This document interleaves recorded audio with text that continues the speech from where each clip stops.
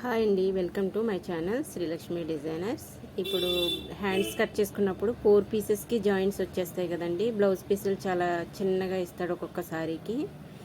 అట్లాంటప్పుడు మనం హ్యాండ్స్ ఎలా కట్ చేసుకోవాలో ఈ వీడియోలో చూపిస్తాను. ఫస్ట్ ఇట్లా వీడియోలో చూపిస్తున్న విధంగా ఒక్క సైడ్కి ఫోల్డ్ చేసుకోవాలి, అంటే హాఫ్కి ఫోల్డ్ చేసుకోవాలి. ఫోల్డ్ చేసుకున్న తర్వాత మనం మార్జిన్ గీసుకుంటాం కదా, మార్జిన్ కూడా పెట్టేసుకుని ఫస్ట్ లెంత్ చూసుకోవాలి.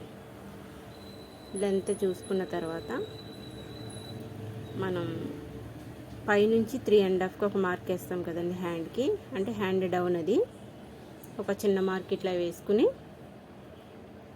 ఆర్మ్ హోల్ రౌండ్ వచ్చేసి మనకి 18 ఇంచెస్ అండి, అంటే హాఫ్ 9 ఇంచెస్.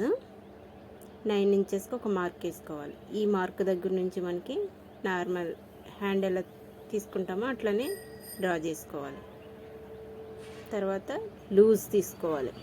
లూజ్ వచ్చేసి 13 ఇంచెస్ అండి. 13 ఇంచెస్లో హాఫ్ మనకి. ఇది ఫిట్టింగ్ మార్కింగ్ అండి. ఇది వచ్చేసి వేస్ట్ మార్కింగ్, అంటే ఖర్చు. 13 ఇంచెస్ లూజు. ఇప్పుడు అర్థమైందా ఈ మార్కింగ్ ఫోల్డింగ్ ఎందుకు ఇట్లా వేసాను అనేది? అంటే మనకి 4 పార్ట్స్కి జాయింట్ రాదు, ఓన్లీ 2 పార్ట్స్కి మట్టుకి జాయింట్ వస్తుంది అనమాట. ఓకేనా?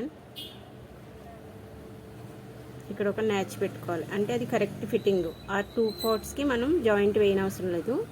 ఈ రెండింటికి మట్టుకే మనం మార్కింగ్ వేసుకుని జాయింట్ వేసుకోవాలి. ఇట్లా కొంచెం ఫ్రంట్ పార్ట్లో డౌన్ తీస్తాం కదా, అది కూడా తీసేసుకోవాలి. ఇక్కడ ఒక న్యాచ్ పెట్టుకోవాలి ఫ్రంట్ పార్ట్ అని తెలియడం కోసం.